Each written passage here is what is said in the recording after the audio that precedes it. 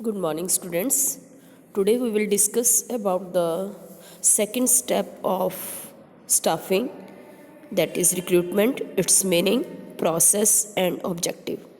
From exam point of view, you have to learn the meaning of recruitment about 3-4 lines and the process के आपको सिर्फ step याद करने हैं बेटे और objective learn करना है. तो स्टाफिंग के फर्स्ट स्टेप में जब हमने स्टाफिंग का प्रोसेस किया था तो उसमें हमने पहला स्टेप किया था एस्टिमेटिंग मैन पावर रिक्वायरमेंट. तो एस्टिमेटिंग मैन पावर रिक्वायरमेंट में we identify how much people we required for the organisation and we can choose the best candidate out of the potential candidate if we have the job description and candidate profile. तो वो candidate profile और job description हमें उसके application form से मिलेगा. तो यहाँ recruitment process में सबसे पहले हमने एडवर्टाइजिंग के थ्रू, न्यूज़पेपर के through, a lot of method हम डिस्कस करेंगे रिक्रूटमेंट के. तो उस मेथड में हम कोई भी मेथड चूज़ कर सकते हैं जिससे हम वैकेंट सिचुएशंस के लिए जो भी हमारे पास वैकेंट सीट्स हैं उसके लिए हम उनको अट्रैक्ट करेंगे कैंडिडेट को और उनका टेस्ट लेके, इंटरव्यू लेके और उनको काम करवा के जैसा भी हमारे ऑर्गेनाइजेशन में प्रोसेस है उसके अकॉर्डिंग हम उस में से बेस्ट कैंडिडेट को बाद में चूज़ करते हैं. Choosing the best candidate is selection, but inviting, finding, motivating the potential candidate to apply for the vacant post. आप समझ रहे हैं बात को? इसको हिंदी में हम भर्ती बोलते हैं. तो भर्ती का मतलब चयन नहीं होता, चयन का मतलब सिलेक्शन, जो इसके बाद स्टाफिंग में थर्ड स्टेप आता है. रिक्रूटमेंट में सिर्फ हम क्या करते हैं, उनको मोटिवेट करते हैं कि वो मैक्सिमम जो कैंडिडेट हैं वो हमारे ऑर्गेनाइजेशन में वेकेंट सीट के लिए अप्लाई करें. तो इसमें आपको बेटे ये डेफिनेशन लर्न करनी है. You can learn this definition. ठीक है. तो इस डेफिनेशन में आपने क्या देखना है, रिक्रूटमेंट में भी defined as the process of searching for prospective employ. Perspective का मतलब है होने वाला कर्मचारी, क्योंकि वो अभी हमारे ऑर्गेनाइजेशन में अपॉइंट नहीं हुए हैं, उनका सिलेक्शन नहीं हुआ है, तो उसको हम एम्प्लॉयज़ नहीं बोल सकते. यहाँ हम इसको बोल सकते हैं प्रोस्पेक्टिव कैंडिडेट. तो हमने उसको सर्च करना है, फाइंड करना है और उसको स्टिमुलेट करना है. स्टिमुलेट का मतलब यहाँ पे क्या होता है, स्टिमुलेट का मतलब मोटिवेट करना. उसको हमने इनकरेज करना है कि वो हमारे ऑर्गेनाइजेशन में खाली पद के लिए आवेदन करें, क्योंकि जितने ज़्यादा लोग आवेदन करेंगे सिलेक्शन उतना बढ़िया होगा. और रिक्रूटमेंट के 2 तरह के सोर्सेज हो सकते हैं, इंटरनल और एक्सटर्नल. इंटरनल सोर्सेज में हम उनका प्रमोशन से, ट्रांसफ़र से खाली पदों को फिल कर लेते हैं. लेकिन एक्सटर्नल सोर्सेज में हम कैंपस रिक्रूटमेंट करके, एडवर्टाइजमेंट के थ्रू बाहर से एम्प्लॉयज़ को अपने ऑर्गेनाइजेशन में फिल करते हैं.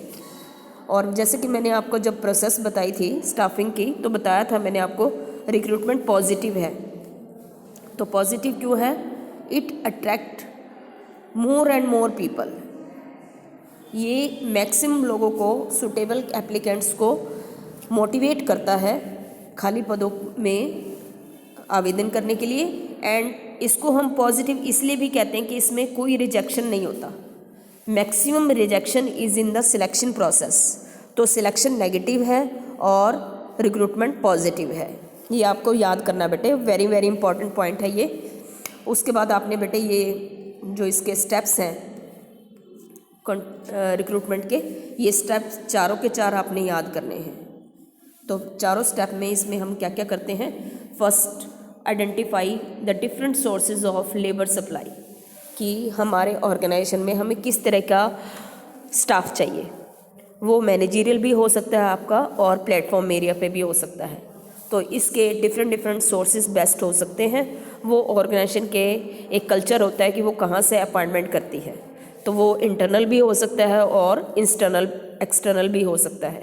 तो हमने सबसे पहले सोर्स ऑफ रिक्रूटमेंट को आइडेंटिफाई करना है. उसके बाद assessment of their validity. Validity का मतलब उसमें हर एक सोर्स ऑफ रिक्रूटमेंट में हमारे जो ऑर्गेनाइजेशन के सोर्सेज हैं उनका एक्सपेंडिचर अलग अलग होता है, तो we have to assess the validity कि वो कितना अच्छा सोर्स है और उसमें क्या हम उस खर्चे को उतने टाइम को अफोर्ड कर सकते हैं। ठीक है, तो उसमें हमने उसकी विजिबिलिटी, उसकी फिजिबिलिटी और वो सब के क्राइटेरिया से उसकी वैलिडिटी को चेक करना है, और then we will choose the most appropriate source of the recruitment. हम सोर्सेज जब बात करेंगे तब उसमें आप डिफरेंट सोर्सेज के यहाँ पे एक्सप्लेन कर सकते हैं, और बेस्ट सोर्स को चूज़ करने के बाद inviting the application from the prospective candidate for the vacancies. तो हम वैकेंसीज के लिए वहाँ से उनको एप्लीकेशन मंगवा लेंगे, और एप्लीकेशंस को मंगवाना ही रिक्रूटमेंट है। अभी हमने बेस्ट कैंडिडेट को चूज़ नहीं करना है, चूज़ हम नेक्स्ट स्टेप में करेंगे, दैट इज़ सिलेक्शन। ठीक है, tomorrow our topic will be what are the various source of recruitment.